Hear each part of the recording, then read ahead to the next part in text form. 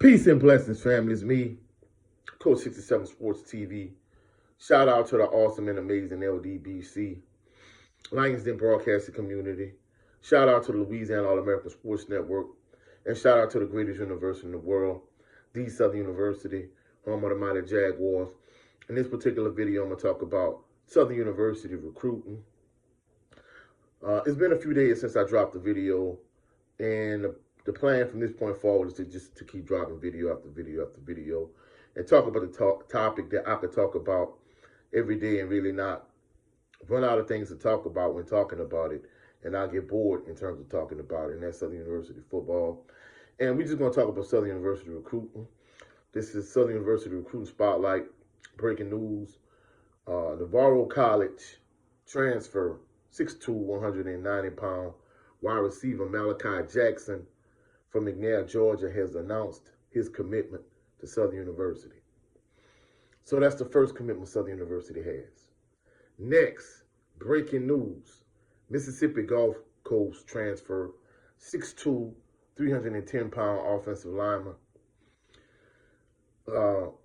Michael Trotter from Laurel, Mississippi, has announced his commitment to Southern University.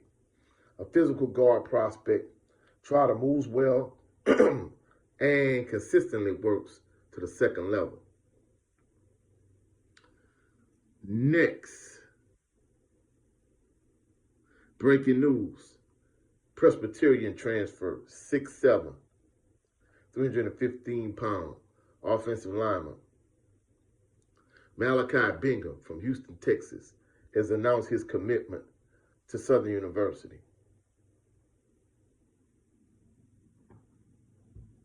And the previous one, I already kind of touched on him. Breaking news, former 3-star Southern University, Mississippi, transfer 6'3", 200-pound defensive back Zay Franks from McGee, Mississippi, has announced his commitment to Southern University. So, for the most part, Southern University has been getting like multiple commitments. But the thing my friend and I was talking about, his concern, because of course he a diehard member of Jaguar Nation like myself. Basically, he was saying, he was like, Coach, one thing he noticed, I kind of noticed the same thing, is that all of these players, like the vast majority of them are offensive linemen or defensive backs. And he was like, I know they got a wide receiver. I know they got a running back from Southern Lab. But he was like, they need a couple more, well, he said a few more wide receivers. And he said also they need a couple quarterbacks. He was like, what are they doing? And the thing that really kind of alarmed him, I talked about it, not in our last video, but the video prior to that. He was noticing that there was a player that transferred from Baylor to Jackson State. And he was like, the type of players we were getting in like the later 90s, mid to later 90s, guys like Michael Hayes, like Jermaine Sharp, like Nemesis Bates, like Chris Cooper, those type of guys we were getting from LSU. Like, Jackson State are getting those kind of guys now. And, he said the same thing I said in terms of, yeah, he was like, Southern recruits the high school ranks well, and they recruit the junior college ranks well, but he was like, they're not getting a lot of commitments from 3- and 4-star guys from FBS schools and PWIs. And I'm like, bro, you hit the nail on the head. I've been saying the same thing for the longest. And, the one thing that kind of helps him now is the fact that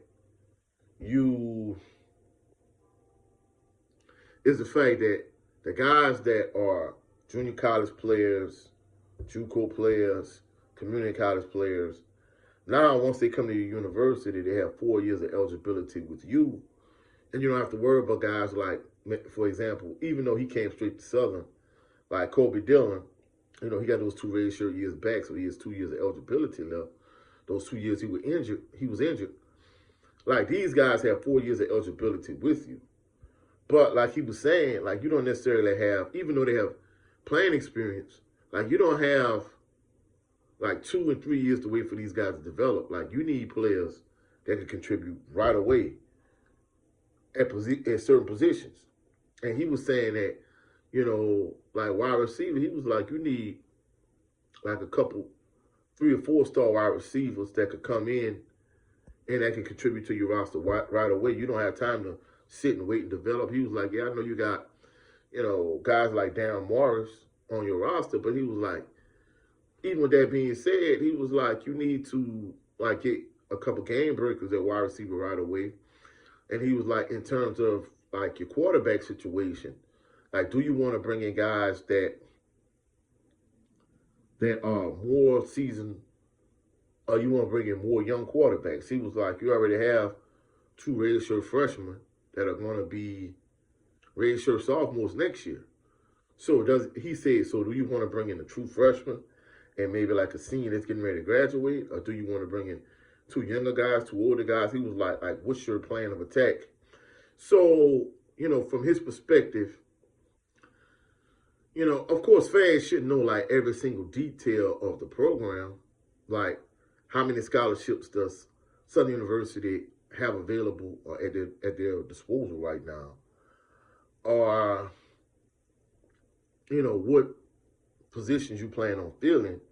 But in his mind, there's not enough transparency outside of maybe you just looking on social media and see, hey, they got a commitment from this guy, got a commitment from that guy.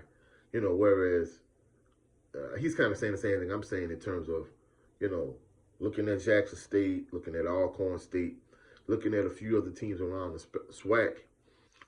From his perspective and in his mind, he feels that Southern University, even though they haven't fallen like way behind these teams, well, except for Jackson State, but he feels like even some of the other schools in the SWAC have done a better job in recruiting in terms of like mixing it up from the standpoint of they were able to get, you know, big time transfers to come in, and they were able to get a mix of junior college guys, community college guys, and high school guys. Whereas he feels like all of Southern University's best work has come from strictly from high school, but mainly from like junior college or community college guys. And I kind of see his point and his perspective.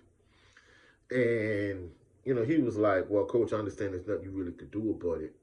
But he was like, the fact that you kind of letting people know, like, what's going on in terms of the commitment Southern University is getting and so on and so forth. Like, he appreciated the work I'm doing and this, that, and the third. And I'm like, well, you know, this is a subject I could talk about all day, so it kind of is what it is.